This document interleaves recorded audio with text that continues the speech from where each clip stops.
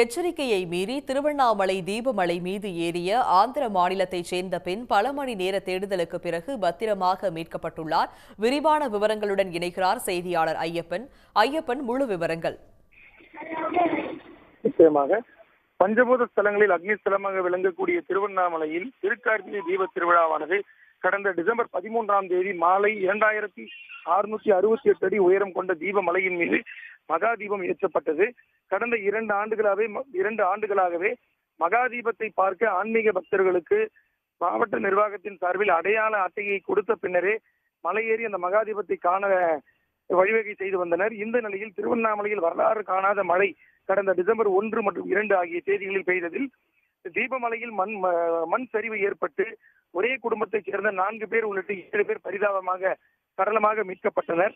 தொடர்ந்து அவர்களுக்கு இந்த நிலையில் டிசம்பர் 13ஆம் தேதி அன்று தீப திருவிழா நடைபெற்றது. இந்த தீப திருவிழாவிற்கு மலையேற பக்தர்களுக்கு அனுமதி தமிழ்நாடு அரசு மற்றும் மாவட்ட நிர்வாகத்தால் மறுக்கப்பட்ட நிலையில் கோவிலில் முறைதாரர்கள் மட்டுமே, அதாவது தீபம் ஏற்றும் பர்வத ராஜகுல மரபினர் மட்டுமே குறைந்த அளவில் ஏறி மகா தீபத்தை ஏற்ற வேண்டும் என உத்தரவிட்டிருந்தனர். இந்த நிலையில் மகா தீபமானது 6 மணிக்கு 13ஆம் தேதி ஏற்றப்பட்டது.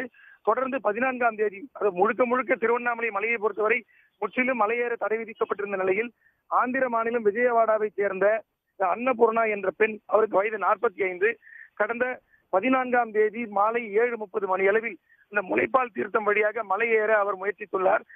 இரவு நேரம் என்பதால் அவர்களுக்கு பாதை தெரியாமல் கண்டாசுரம் வழியாக மலையின் பின்புறமாக அவர் சென்று விட்டார்.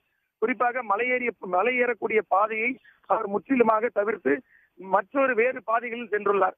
இது தொடர்பாக அப்பகுதியில் இருந்த அதாவது 2 நாட்களாக அவர் காணவில்லை என விஜயவாடாவில் இருந்து அவருடைய கணவர் தேடி வந்த நிலையில் மலையின் மீது ஒரு பெண் இருப்பதாக காவல் நிலையத்திற்கு தகவல் வந்தது.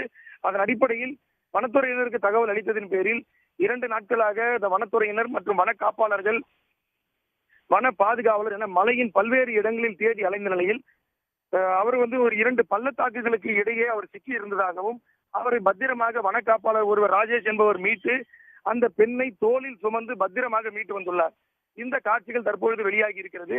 குறிப்பாக மலையேற முற்றிலும் தடை விதிக்கப்பட்டிருந்த நிலையில் இந்த ஆந்திர மாநிலத்தைச் சேர்ந்த இந்த பெண் எப்படி ஏறினார், இது குறித்த தீவிர விசாரணை தற்பொழுது வனத்துறையினரால் விசாரணை செய்யப்பட்டு வருகிறது.